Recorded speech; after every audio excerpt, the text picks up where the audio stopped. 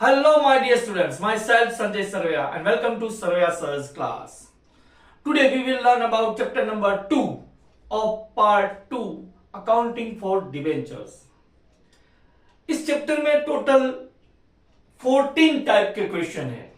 Type A से लेके type N तक 14 टाइप के शॉर्ट सम दिए गए हैं। हालांकि इस चैप्टर का जो वेटेज है वो टोटल 8 मार्क्स का वेटेज है, जहां पे एक एमसीक्यू सीरियल नंबर 14 पे, उसके बाद सेक्शन बी में 26 सीरियल नंबर 26 पे एक वीएसक्यू पूछा जाएगा और सेक्शन जो सी है वहां पे सीरियल नंबर 35 और 36 पे शॉर्ट सम 3 मार्क्स के 2 पूछे जाएंगे। इसका मतलब ये हुआ कि इस जो चैप्टर का जो वेटेज है वो वेटेज टोटल 8 मार्क्स का वेटेज है, राइट। हालांकि इस चैप्टर में number of type of variety कितने सारे क्वेश्चन दिए गए, मैंने बताया कि 14 टाइप के, मतलब टाइप ए से लेके टाइप एन तक सारे के सारे जो शॉर्ट सम है वो बोर्ड की एग्जाम में पूछे जा सकते हैं। इसीलिए हमें इसे लर्न करना है, सीखना है, नहीं समझना है। चलो आज स्टार्ट करते हैं इस डिवेंचर चैप्टर में टाइप ए। इसका नाम क्या है? Debenture issued in installments. Type A start करेंगे। डिवेंचर्स इश्यूड इन इंस्टॉलमेंट, मतलब यहां पे डिबेंचर जो है वो इंस्टॉलमेंट में, उसकी जो कैपिटल है वो इंस्टॉलमेंट में कोल्ड अप की जाएगी। जैसे कि एप्लीकेशन के टाइम पे थोड़ी सी अमाउंट, अलॉटमेंट के टाइम पे थोड़ी सी अमाउंट, फर्स्ट कॉल के टाइम पे और फाइनल कॉल के। इस टाइप के जो आपकी टेक्स्ट बुक में टोटल 4 क्वेश्चन दिए गए हैं। आपकी टेक्स्ट बुक की जो एक्सरसाइज है वहां क्वेश्चन नंबर 4, 5, 6, 7 इस टाइप के एक्सरसाइज के टोटल 4 क्वेश्चन दिए गए। उनमें से आज हम स्टार्ट करने वाले लास्ट जो क्वेश्चन थोड़ा कैलकुलेटिव है, क्वेश्चन नंबर 7, उसके बारे में, जहां पे हमें सबसे पहले वर्किंग नोट करनी है, उसके बाद क्या एंट्री होगी, किस तरीके से एंट्री होगी वो देखना है, राइट। सबसे पहले क्वेश्चन को रीड करता हूं मैं यहां पे। चलो क्वेश्चन नंबर 7 है, Dynamic Limited of Ankleshwar issued 30,000 12% debenture of ₹100 each. 30,000 number of debentures है, 12% उसका नाम है और ₹100 उसकी फेस वैल्यू है। On which the amount per debenture was payable as under. इस तरीके से अमाउंट है वो कंपनी ने होल्ड अप की है और डिबेंचर होल्डर को पे करनी है। किस तरीके से? विथ एप्लीकेशन ₹35, अलॉटमेंट के टाइम पे 4040 और first and final call means final call में ₹25। अच्छा, पैराग्राफ में दिया गया कि all the debentures were applied. जितने भी हमने सब्सक्रिप्शन हमारा था उतनी सारी एप्लीकेशन हमें रिसीव हो गई है। पलक, एक शेयर होल्डर, पलक नाम का शेयर होल्डर है, of 1000 debenture holders paid the entire amount on his holding on allotment. Allotment के टाइम पे ही उसने पूरी की पूरी अमाउंट है वो पेड कर दी। किस तरीके से देखते हैं, चलो यहां पे थोड़ी सी कैलकुलेशन करते हैं। क्वेश्चन नंबर 7 है आपका, पेज नंबर 112 पे दिया गया है, राइट। ओके, इसके बारे में सबसे पहले बात की जाए तो एप्लीकेशन के टाइम पे कितनी अमाउंट कोल्ड अप कर रहे हैं? ₹35। ओके, ₹35 एप्लीकेशन के टाइम पे। उसके बाद अलॉटमेंट है, अलॉटमेंट पे टाइम पे कितनी अमाउंट कोल्ड अप कर रही है कंपनी? ₹4040। ओके, उसके बाद फर्स्ट एंड फाइनल मतलब फाइनल कॉल। फाइनल कॉल के टाइम पे कंपनी है क्या अमाउंट रिसीव कोल्ड अप कर रही है? 25। तो कुल मिला के यहाँ पे ₹100 का जो डिबेंचर था वो 100 हो गया। ओके, अब पूरी की पूरी सब्सक्रिप्शन फुलफिल हो चुका है, मतलब ज्यादा एक्स्ट्रा कोई एक्सेस एप्लीकेशन है नहीं, वरना रिजेक्ट करनी पड़ती। यहां पे हमें एडिशनल इंफॉर्मेशन में पैराग्राफ में दिया गया है कि पलक द होल्डर ऑफ 1000 डिबेंचर, पलक नाम का एक पर्सन है जिसके पास 1000 डिबेंचर्स थे और उसने एंटायर अमाउंट, पूरी की पूरी amount at the time of allotment paid कर दी। अलॉटमेंट के टाइम पेड की। अच्छा, अलॉटमेंट के टाइम में उसने पेड की तो पलक नाम का जो डिबेंचर होल्डर था जिसके पास 1000 डिबेंचर्स थे, उसने कितने पैसे दिए होंगे at the time of allotment? Entire amount का मतलब उसने आगे के जो इंस्टॉलमेंट थे वो भी उसने पेड कर दिए। तो कुल मिला के कितने ₹65 है उसने पेड किए होंगे at the time of allotment. Okay, इसे कहेंगे कॉल्स इन एडवांस। ये एडवांस पे पैसे मिल गए हमें, राइट। पलक नाम का जो डिबेंचर होल्डर था उसने। हालांकि आगे दिया गया कि where Akash, the holder of 400 debenture holders, 400 उसके पास डिबेंचर थे। आकाश नाम का एक शेयर होल्डर जिसके पास 400 डिबेंचर्स थे। ओके, फेल टू पे अलॉटमेंट एंड कॉल मनी। आकाश नाम का जो एक शेयर होल्डर है जिसके पास नंबर ऑफ डिबेंचर्स 400 थे, उसने दो जगह पे पैसे पेड नहीं किए, 400 डिबेंचर पे, एक अलॉटमेंट के टाइम पे और एक फाइनल कॉल के टाइम पे। अच्छा, ये चीजें यहां पे हमें दी गई थी, ये डेटा हमें प्रोवाइड किया गया था। चलो इसके लिए थोड़ी वर्किंग नोट लेते हैं, इस तरीके से होगी वर्किंग नोट, देखते हैं।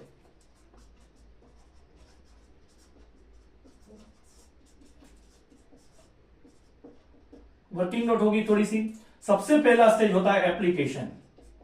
एप्लीकेशन के स्टेज में सबसे पहला स्टेज रहेगा रिसीव्ड, जब डिबेंचर एप्लीकेशन कंपनी को रिसीव्ड हो रही है, रिसीव्ड। अच्छा, यहां पे सब्सक्रिप्शन कितने का था? 30,000 डिबेंचर एप्लीकेशन का, और सारी की सारी एप्लीकेशन रिसीव हुए, मतलब 30,000 into at the time of application debenture capital क्या है? 35 रुपीज। इसका मतलब यह हुआ कि टोटल हो गया 10,50,000, ये अमाउंट रिसीव्ड हुई है, 10,50,000 ये अमाउंट रिसीव। अच्छा, इसके बाद होता है एक्सेप्टेड। कंपनी ने उस सारी एप्लीकेशन को एक्सेप्ट किया है। एक्सेस होती तो रिजेक्ट भी कर सकती थी, लेकिन एक्सेस ही है ही नहीं, तो रिजेक्ट करने का कोई सवाल ही नहीं है। सारी की सारी एप्लीकेशन एक्सेप्टेड, मतलब 30,000 इंटू 35, इस हिसाब से 10,50,000 अमाउंट है वो यहां पे कंपनी को रिसीव हो गई ऑन स्टेज ऑफ एप्लीकेशन। अब जो स्टेज आता है वो स्टेज है अलॉटमेंट का। चलो अलॉटमेंट में थोड़ी कैलकुलेशन देखते हैं। सबसे पहले अलॉटमेंट लिखते हैं। अलॉटमेंट का जो पहला स्टेज होता है वो क्या होता है? Called up. कंपनी है डिबेंचर होल्डर के पास से पैसे कॉल्ड अप कर रही है, तो सबसे पहले रहेगा कॉल्ड अप। कॉल्ड अप में 30,000 डिबेंचर एप्लीकेशन पे कंपनी कितने रुपीस कॉल्ड अप करेगी? यहां पे देखिए 4040। इस हिसाब से कंपनी ने 12 लाख रुपीस है वो डिबेंचर होल्डर के पास से कॉल्ड अप किए। Done, okay.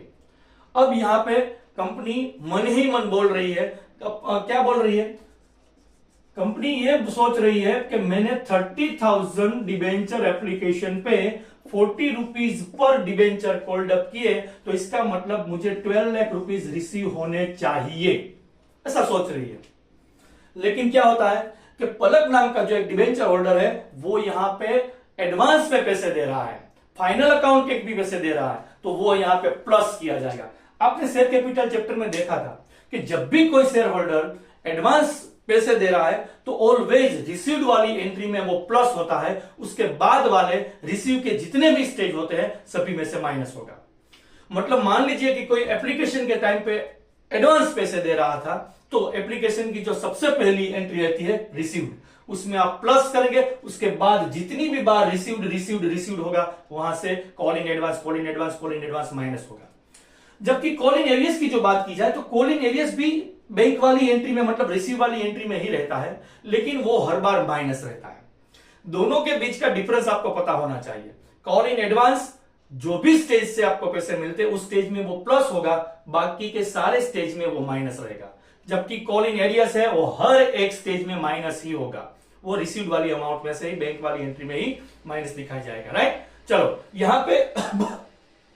यहां पे बात करते हैं, हमें रिसीव करनी थी 12 लाख, लेकिन पलक नाम का जो शेयर होल्डर है जिसके पास 1000 डिबेंचर्स थे, उसने पैसे एडवांस में हमें पेड कर दिए। तो एडवांस में दिए, अलॉटमेंट के टाइम पे एडवांस दिया, मतलब प्लस करेंगे यहां पे, प्लस कॉल्स इन एडवांस, ये प्लस कर दिए 1000 डिबेंचर पे। देखिए advance money always next stage की होती है, रनिंग स्टेज की नहीं।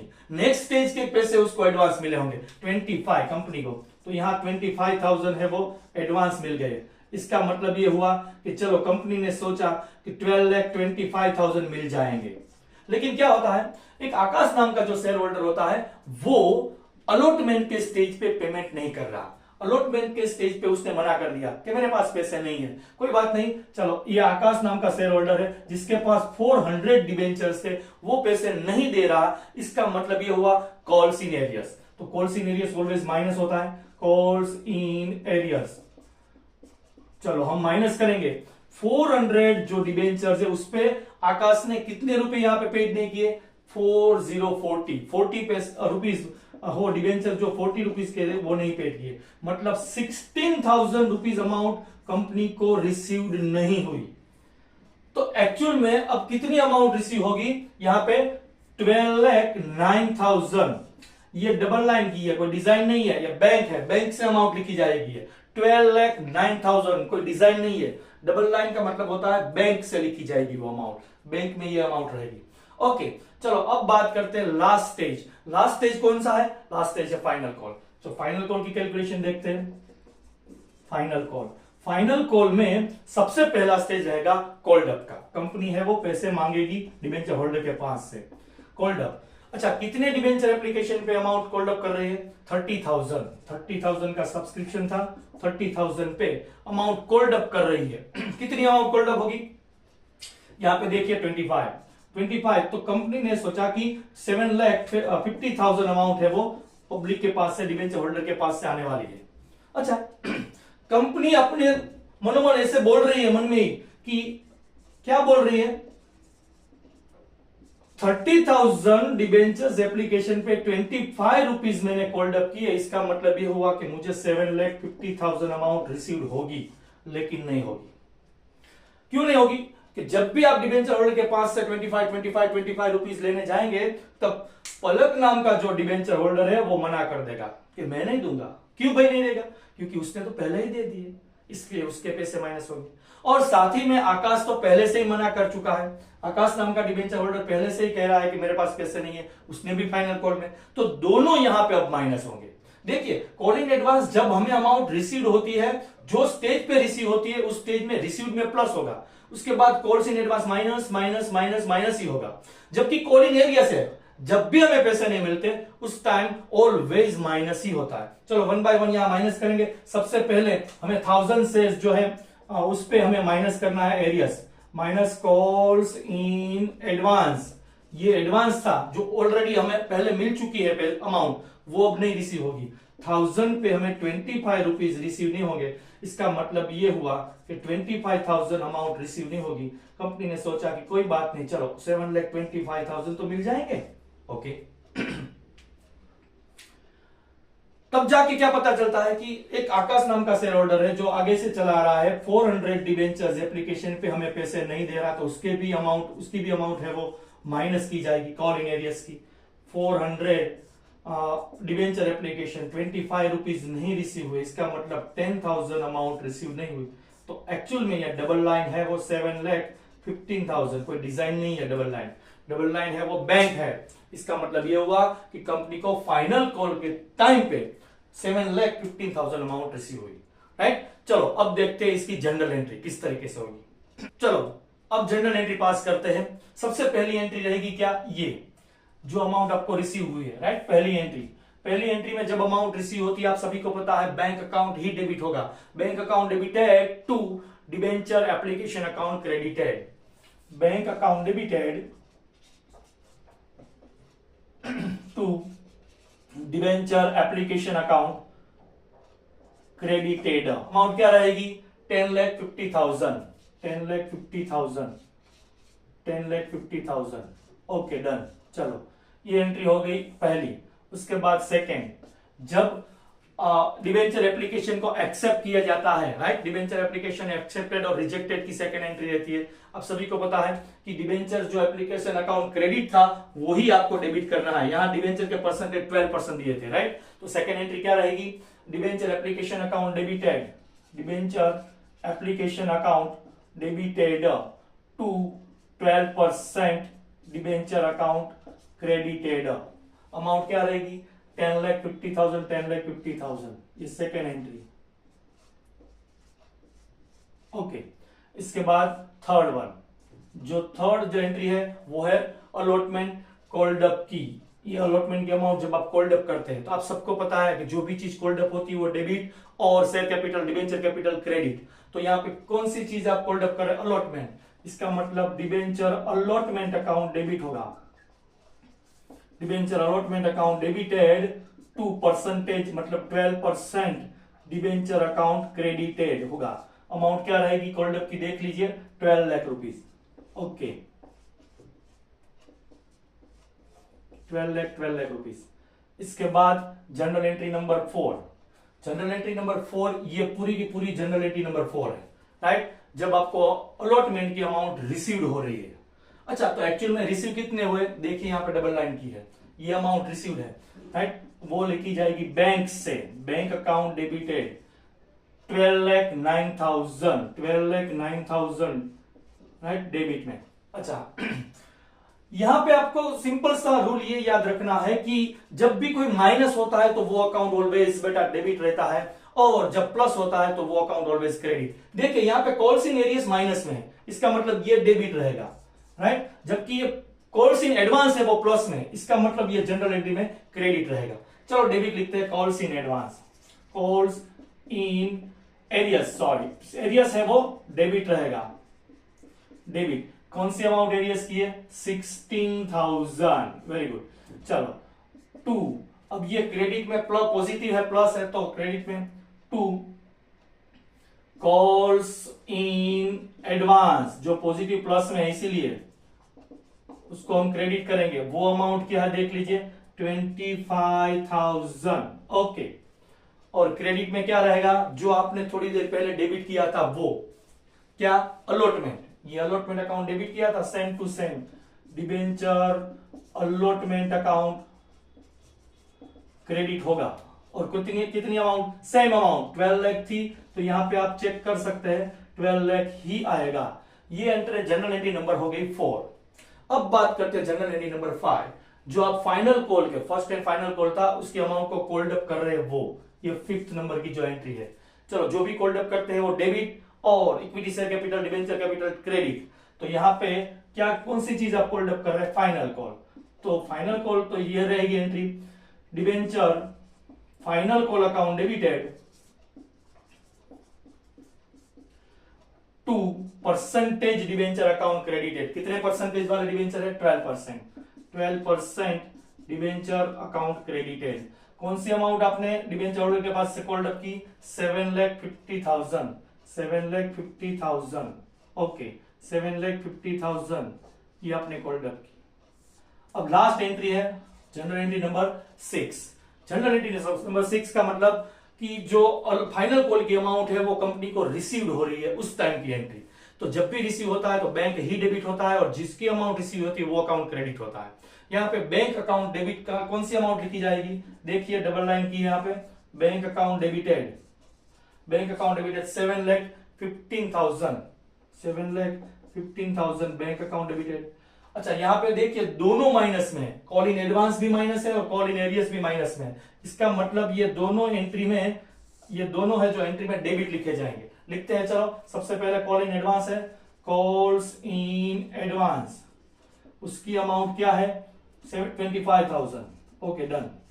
उसके बाद है call in areas, calls in areas account, okay, उसकी अमाउंट क्या है बेटा, 10,000। और 2, ये किसके पैसे मिल रहे हैं आपको, फाइनल कॉल के, तो फाइनल कॉल ही क्रेडिट होगा। तो करते हैं यहां पे final call, debenture final call account credited. Amount क्या रहेगी, जो आपने पहले डेबिट की थी वही 7,50,000 ही होगा, राइट। बाद में इसका टोटल कर लीजिएगा, राइट, क्योंकि टोटल करना कोई बड़ी बात नहीं है, एलसी में आप टोटल कर सकते हैं, जो भी टोटल आ रहा है लिख दीजिए। ये हो गया आपका जो क्वेश्चन इंस्टॉलमेंट में कॉल्ड अप होती है, इस टाइप का डिबेंचर का क्वेश्चन। हालांकि इस टाइप का कोई क्वेश्चन अभी तक बोर्ड की एग्जाम में कभी भी नहीं पूछा गया टाइप ए का, लेकिन फिर भी हमारी टेक्स्ट बुक में क्वेश्चन नंबर 4, 5, 6, 7 4 क्वेश्चन दिए गए हैं, तो हमें इसे रिफर करना ही चाहिए। पहला 4 नंबर है, सिंपल है, उसके बाद प्रीमियम वाला क्वेश्चन है 5 नंबर, उसके बाद 6 नंबर वाला डिस्काउंट वाला है, उसके बाद 7 नंबर वाला ये क्वेश्चन था जिसमें एडवांस और एरियस दोनों दिए गए थे, राइट। यहाँ पे इसी तरीके से चारों क्वेश्चन की कैलकुलेशन होती है, इसी तरीके से उसकी एंट्री भी होती है, राइट। चलो ये यहाँ पे टाइप है वो हम इसे कंप्लीट कर रहे हैं। आप सभी को फिर से कहना चाहूंगा कि यदि आप इस चैनल पर नए हैं तो चैनल को सब्सक्राइब कीजिए, वीडियो को लाइक कीजिए, और इस वीडियो को, इस लेक्चर को अपने फ्रेंड और रिलेटिव के बीच शेयर कीजिए, right. Thank you very much for watching.